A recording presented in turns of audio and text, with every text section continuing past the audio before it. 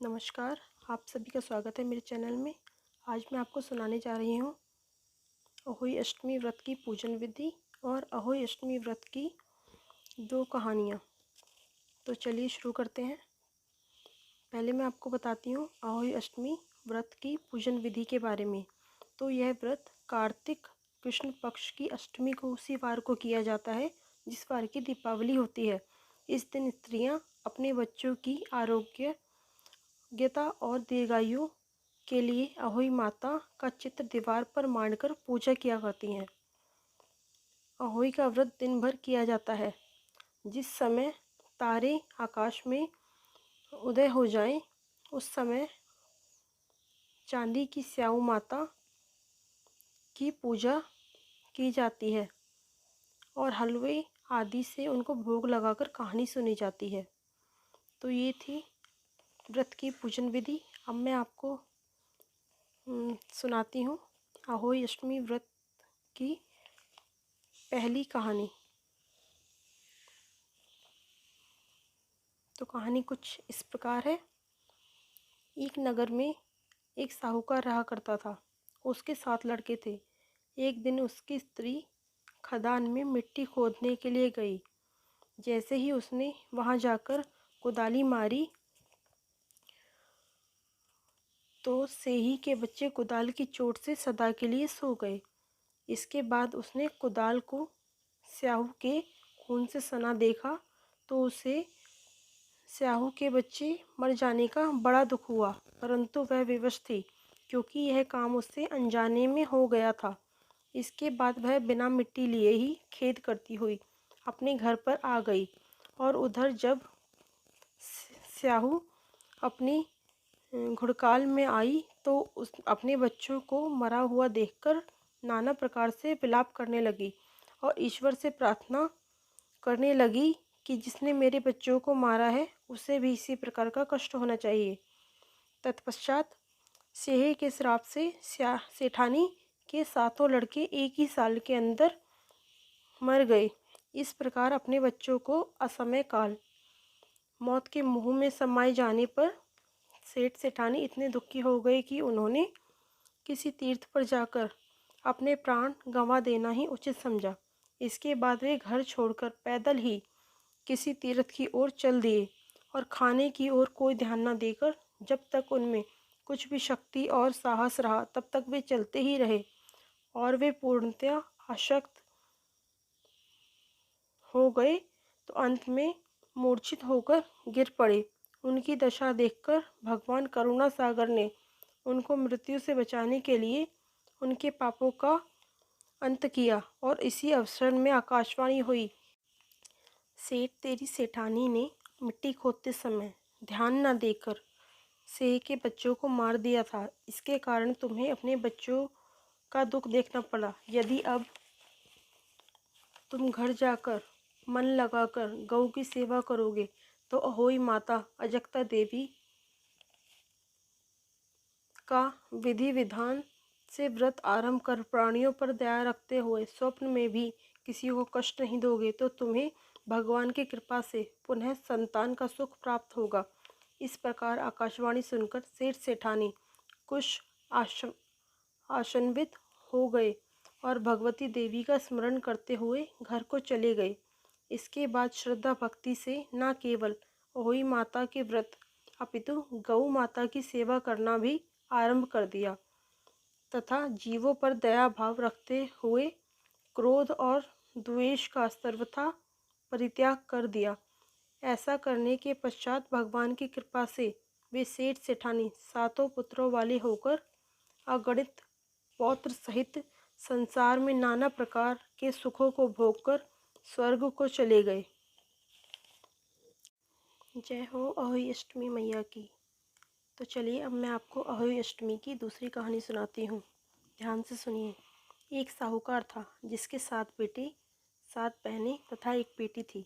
दिवाली से पहले कार्तिक कृष्ण पक्ष की अष्टमी को 7 बहुएं अपनी ननद के साथ जंगल में खदान से मिट्टी खोद रही थीं तो ननद के हाथों से सेही के बच्चे मर गए। ये देखकर स्याऊ माता बोली ही अब मैं तेरी कोख बांधूंगी। तो ननद ने अपनी सातों भाभियों से बोली कि तुम मेरे बदले अपनी कोख बंधवा लो।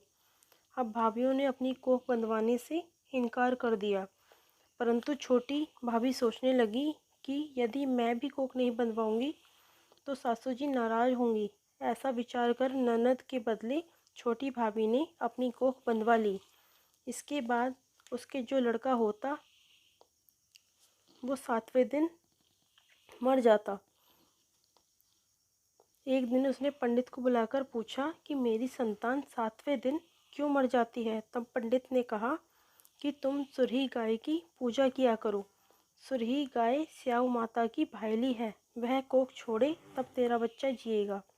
इसके बाद से वह बहू प्रातःकाल उठकर चुपचाप सुरही गाय के नीचे सफाई आदि कर आती। गौ माता बोली कि आजकल कौन मेरी सेवा कर रहा है, सो आज देखूंगी।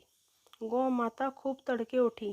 क्या देखती हैं कि साहूकार के बेटे की बहू उसके नीचे सफाई आदि कर रही है। गौ माता बोली, क्या मांगती है? तब साहूकार की बहू बोली कि स्याऊ माता तुम्हारी भाईली है और उसने मेरी कोख बांध रखी है, सो मेरी कोख खुलवा दो। गौ माता ने कहा, अच्छा। तब तो गौ माता 7 समुद्र पार अपनी भाईली के पास उसको लेकर चली। रास्ते में कड़ी धूप थी, सो वे दोनों एक पेड़ के नीचे बैठ गईं। थोड़ी देर में एक सांप आया और उसी पेड़ पर गरुड़ पंखनी का बच्चा था, उसको डसने लगा। तब साहूकार की बहू ने सांप मारकर मारकर ढाल के नीचे दबा दिया और बच्चों को बचा लिया। थोड़ी देर में गरुड़ पंखनी आई तो वहाँ खून पड़ा देखकर साहूकार की बहू को चोंच मारने लगी। तब साहूकार की बहू बोली कि मैंने तेरे बच्चों को नहीं मारा है, बल्कि सांप तेरे बच्चे को डसने आया था। मैंने तो उससे तेरे बच्चे की रक्षा की है। यह सुनकर गरुड़ पंखनी बोली कि मांग, तू क्या मांगती है? तब वह बोली, 7 समुद्र पार स्याऊ माता रहती है, मुझे तो उसके पास पहुंचा दे। तब गरुड़ पंखनी ने दोनों को अपनी पीठ पर बिठाकर स्याऊ माता के पास पहुंचा दिया। स्याऊ माता उन्हें देखकर बोली कि आ बहन, बहुत दिनों में आई। फिर कहने लगी कि बहन, मेरे सिर में जूं पड़ गई है। तब सुरही के कहने पर साहूकार की बहू ने सलाई से उसकी जुएं निकाल दी।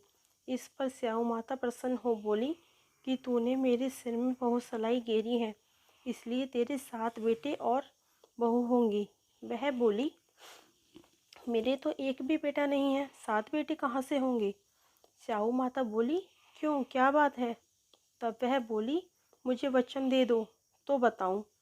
स्याऊ माता बोली, वचन दिया, वचन से फिरूंगी तो धोबी के कुंड पर कंकड़ी हूँ। तब साहूकार की बहू बोली, मेरी कोख तो तुम्हारे पास बंद पड़ी है। यह सुन स्याऊ माता बोली कि तूने तो मुझे ठग लिया। मैं तेरी कोख खोलती नहीं, परंतु अब खोलनी पड़ेगी। जा घर, तुझे 7 बेटे और 7 बहुएं मिलेंगी। तू जाकर उजमन करियो, 7 अहोई बनाइयो, 7 कढ़ाई करियो। वह जब घर लौटकर आई तो देखा 7 बहुएं 7 बेटे हैं। वह खुश हो गई।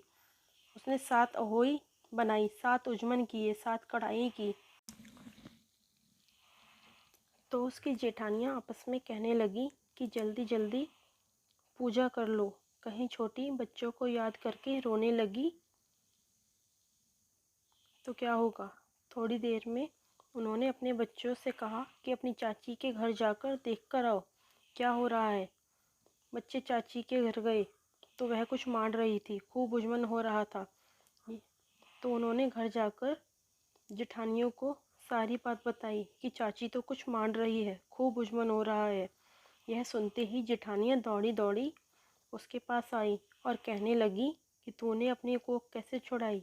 वह बोली, तुमने तो कोख बंधवाई नहीं, सो मैंने कोख बंधवा ली। अब स्याऊ माता ने कृपा करके मेरी कोख खोल दी है।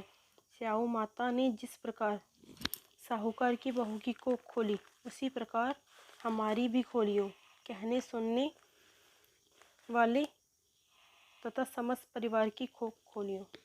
जय हो श्याहू माता की।